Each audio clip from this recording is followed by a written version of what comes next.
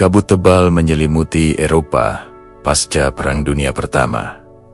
Bukan hanya kabut cuaca, melainkan kabut moral. Kekalahan Jerman bukan sekadar kekalahan militer, tetapi kehancuran harga diri nasional. Perjanjian Versailles memeras ekonomi, memalukan martabat, dan meninggalkan luka kolektif yang dalam. Inflasi membuat uang tak lebih berharga dari kertas koran.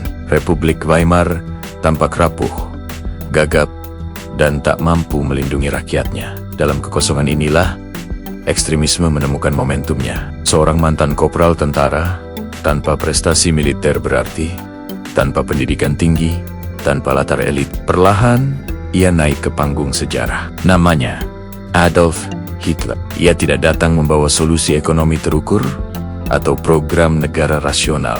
Yang ia bawa adalah narasi tentang kehinaan, musuh, dan janji kebangkitan. Hitler memahami satu hal krusial. Manusia terluka lebih mudah diyakinkan dengan emosi daripada data. Ia menyederhanakan masalah kompleks menjadi cerita hitam putih. Ada kita dan ada mereka. Kekalahan Jerman tidak dijelaskan sebagai kegagalan geopolitik, tetapi sebagai hasil pengkhianatan internal. Yahudi, komunis, kaum liberal ditetapkan sebagai biang kehancuran. Partai Nazi pada awalnya kecil, nyaris tak signifikan.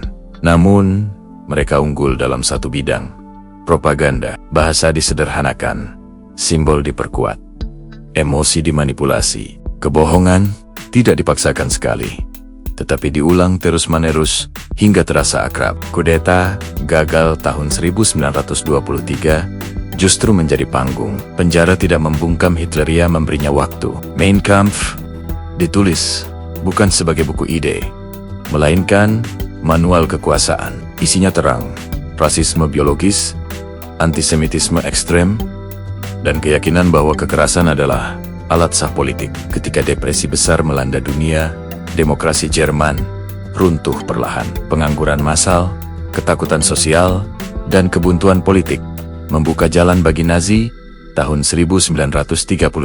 Hitler diangkat sebagai kanselir secara legal. Tidak ada kudeta, tidak ada tank. Kekuasaan direbut lewat celah hukum. Dan di titik inilah investigasi sejarah menjadi jelas.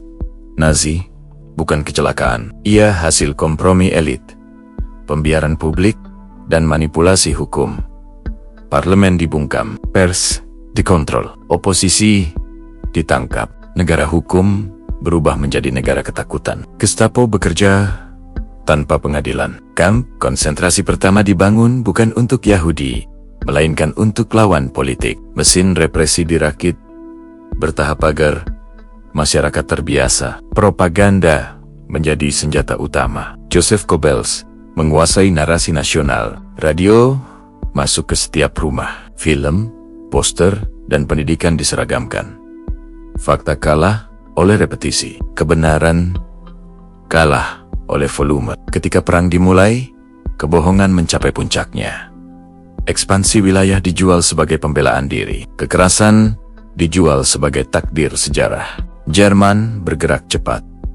Dunia terkejut. Namun di balik kemenangan awal, kejahatan sistematis mulai bekerja. Disinilah Holocaust bukan sekadar tragedi, melainkan kejahatan negara yang direncanakan. Pembunuhan massal tidak dilakukan secara spontan, melainkan administratif.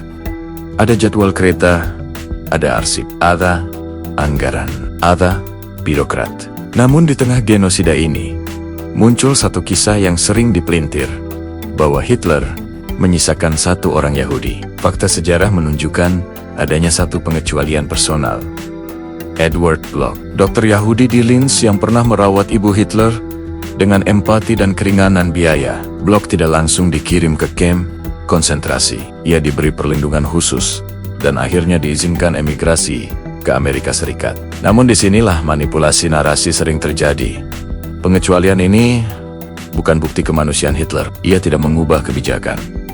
Ia tidak menghentikan deportasi. Ia tidak menyelamatkan komunitas Yahudi Linz. Sementara satu orang dilindungi karena memori personal. 6 juta Yahudi dibunuh secara sistematis. Dalam jurnalisme investigatif, ini disebut outlier anomali yang tidak membatalkan pola, justru sebaliknya. Pengecualian ini menegaskan kebrutalan sistem, bahwa satu nyawa bisa diselamatkan. Bukan karena nilai kemanusiaan, tetapi karena kebetulan emosional penguasa. Perang berlanjut. Front Timur menjadi kuburan raksasa. Tentara Jerman membeku, kelaparan, dan kalah. Kota-kota Eropa hancur. Bom tidak memilih ideologi. Yang tersisa hanya puing dan trauma. Tahun 1945, kebohongan runtuh total. Sekutu masuk Berlin. Hitler bersembunyi di bunker, terputus dari realitas. Kekuasaan yang dibangun lewat mitos berakhir dalam isolasi. Ia bunuh diri. Ri ketiga runtuh. Namun investigasi tidak berhenti pada kematian diktator. Pertanyaan terpenting justru datang setelahnya.